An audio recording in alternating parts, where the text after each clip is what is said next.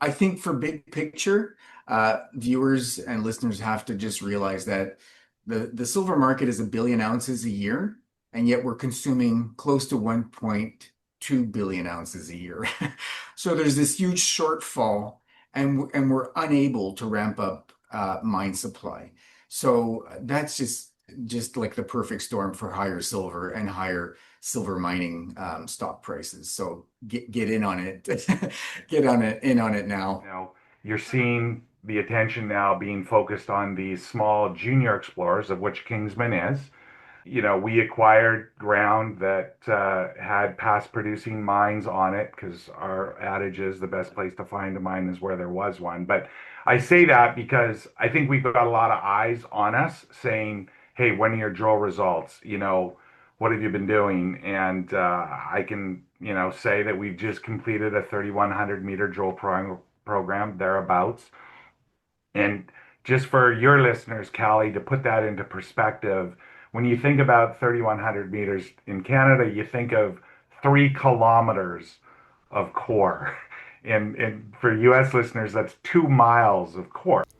For disclosure purposes, our site does not make recommendations for purchases or sale of stocks, services, or products. Nothing on our site or this podcast should be construed as an offer or solicitation to buy or sell products or securities. All investing involves risk and possible losses. This podcast is for entertainment purposes only. Scott, Peter, it's great to have you both on the show. For listeners that have maybe not paid attention to my show, Scott Emerson is the CEO of Kingsmen Resources. And Peter Krauth, I feel, needs no introduction. If you don't know him, then you're probably in the wrong space for commodities. So, Peter, I'd love to just start the conversation off with you of just the general landscape of silver right now. Silver's been doing very well the last year and a half. We were, if memory serves me right, somewhere around $20 or so. We're now at $38. It has nearly doubled in that time frame, which is just tremendous. And yet, I still consider it as one of the most undervalued commodities and investment options because it's still about 30% below its all-time high of $50, which had twice reached, the first in 1980 and then again in 2011. And you can't say that about it, practically any other commodity, none that I know of anyways, that it's that much below its all-time high. They're near all-time highs and well above their 1980 high. That's what I meant to say. So silver is an exception in that sense, and yet silver is just becoming more and more important and frankly indispensable and irreplaceable in so many of its applications. The big one is solar.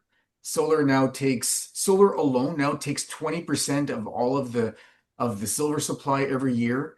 And solar just keeps growing and growing. And you've got all sorts of, inputs and arguments about how we're thrifting more, so we're needing less silver per solar panel. But that's being very much offset by two things. One is that the new technologies require more silver per panel, and the installations continue to grow of solar panels. There was just a stat I came across the other day about how, China, which is the largest producer and the largest consumer of solar panels, how they've actually installed more in the first half of this year, well more than was previously forecast. So the consumption of silver and solar panels continues to grow tremendously. And things like AI and data centers, which, as we know, are huge demand sources for silver because of they have to tap into energy supplies. And the big players initially went to nuclear because it's baseload power and because they've been able to, and because it's relatively cheap. But that's not something that you can permit quickly. And there's a limit to, how quickly you could permit that, build it out, and so on. It's a long process. And yet things like solar, you can turn around within about a year and a half. And one last thing with solar is that the storage aspect, because solar is less predictable in terms of being able to deliver the energy. Obviously, it relies on the sun, doesn't produce energy at night. But the whole battery and storage aspect of it is becoming a real sort of twist to that whole solar picture. And So the cost of batteries has come way down. The installation of batteries has gone way up. And so it's making solar very quickly, much more of a steady and what we could call baseload power source. So lots of things are happening. I haven't even talked about the investment demand side of things. I don't want to get ahead of myself, but the picture for silver is very, very bullish as we go forward. So we all know that gold and silver are great safe havens for tumultuous times, which it's felt like for 2025. But obviously, we have Scott on here as well. So I'd love to just open the floor to both of you on the commentary of what we're seeing in the junior mining space, because probably the last couple years before this year felt painful to say this least. But this year, I know Peter, you've had some amazing winners as far as your picks in your newsletter. And then Scott, you've also had a fantastic year. Just on that note, I think, Peter, maybe, the commentary around silver and how we're using more than we're producing around the world. And selfishly, I'm going to put a plug in here for Mexico because as the third largest producer of silver in the world, Mexico cannot be ignored. But I guess more importantly, we talk about the move in the senior companies that has taken place. And Peter has spoken to that, and maybe Peter, you want to touch on that and how that goes from those senior companies. It floats down to the mid tiers, which we're seeing a lot of financings in the marketplace, probably more financings than we've seen in the last 5 years. And then that trickles down to companies like Kingsman, which is a pure junior explorer. But maybe Peter, you want to touch on that because I think it's important. Absolutely. Scott, last year, or a year and a half ago, I was already saying, I'm going to say it would be about late 2023. I was already saying to my subscribers that we should start to expect a big wave of M&A happen. And then within, I'd say probably 9 or 10 months, we started to see that happen. So we had First Majestic bought out Gatos Silver. We saw it would have been Kerr who took over Silvercrest. And now recently we saw Pan American is taking over Mag Silver. And these are really big, high quality, rich silver mines that they're taking over. And of course, it shrinks the silver investment space, but it also makes these companies, makes them more resilient, it gives them more access to capital, makes them stronger. Beyond that, you've got the fact that the silver price moving up and I guess silver mining, not just silver mining, but mining CEOs tend to over time, over cycles, if the cycle goes against them, tend to become jaded pretty quickly, and they get rap on the knuckles for having overpaid for assets and that kind of thing. And then because they've been subject to all this criticism for a while, for several years, then they become perhaps the last ones to get back their mojo in terms of being willing to get more aggressive again in this space. But we are, as I say, we've got multiple examples of that now starting to happen. And I think once they see the silver price is up and maintains itself high, certainly anything above, say, $32, $35, they start to get a lot more comfortable. And if they see that price level or expect that price level will maintain itself, then they become more confident in terms of spending capital towards building out their mines, towards perhaps doing some brownfields exploration, and certainly towards acquiring and growing. And like you said, Scott, we've seen sort of a little bit of this first wave happen with the larger producers. I think we have started to see the mid tiers and the developers benefit from that. They've had a much easier time. I can certainly tell you they've had a much easier time in the last, I would say, probably 9 to 12 months raising funds. A lot of these capital raises are being oversubscribed. Many times they're closing, and especially sort of in the juniors, you're seeing these financings close in a day. They might come to market or go to their sources and say, I want to raise 10 million, and yet they'll be oversubscribed two and up to three times. So these financings will close like in 24 hours. And then there's an option sometimes to, for an over allotment where let's say they want to raise initially 10 million, but there's an option to oversubscribe by, maybe 15 or 20%. And these are actually being quickly filled. So all that to say that this space has really lit up. The large producers, I think the market's starting to grasp that, these high metals prices are going to the bottom line, and they're very, very profitable money-making machines. And like you said, Scott, the mid tiers have an ease now of raising capital. You're starting to see the trickle down effect where the majors have benefited, and we're seeing it in some of the bigger precious metals ETFs, where you've seen these not only a run up, let's say in the last 6 or 9 months, but you've seen a real pop, in fact, in the last maybe couple of months. If you go and look at their price charts, it's like, wow, people have really woken up to this space, and the juniors will be next.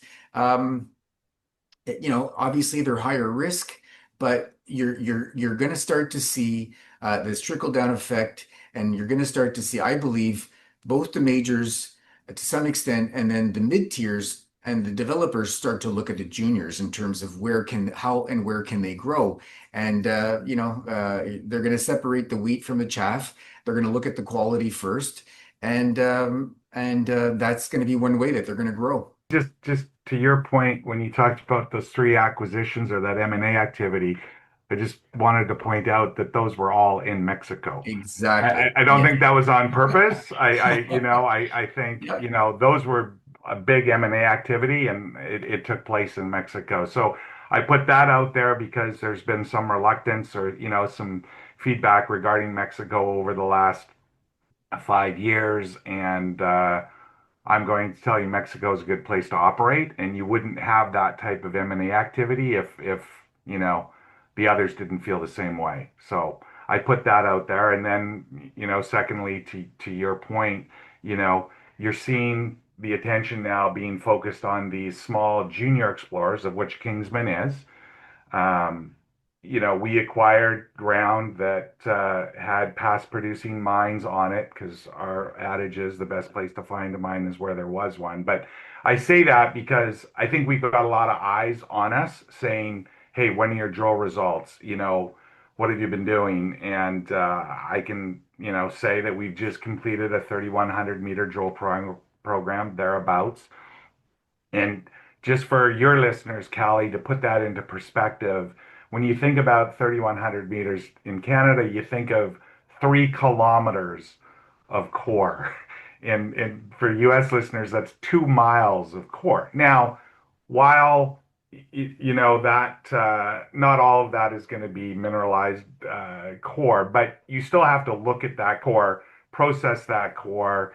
When you're a small company, you've got one drill site geologist that's responsible for that. So it's time. It just takes time before those results actually come out and they're put together in a fashion that you can say, hey, this is what, these 14 holes or 12 holes represents in terms of the big picture. And then you've got those mid tiers that go, oh, hold on here, what's going on?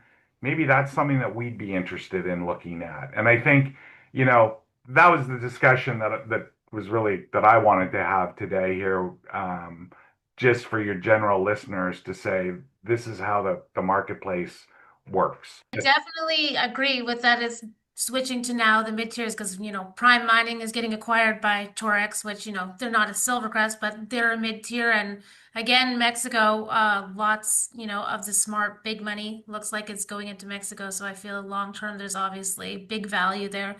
Peter, I know you can't give definitive, but in historics with silver prices climbing, what is the potential or like the value add of a discovery junior miner in high metal prices where we're at?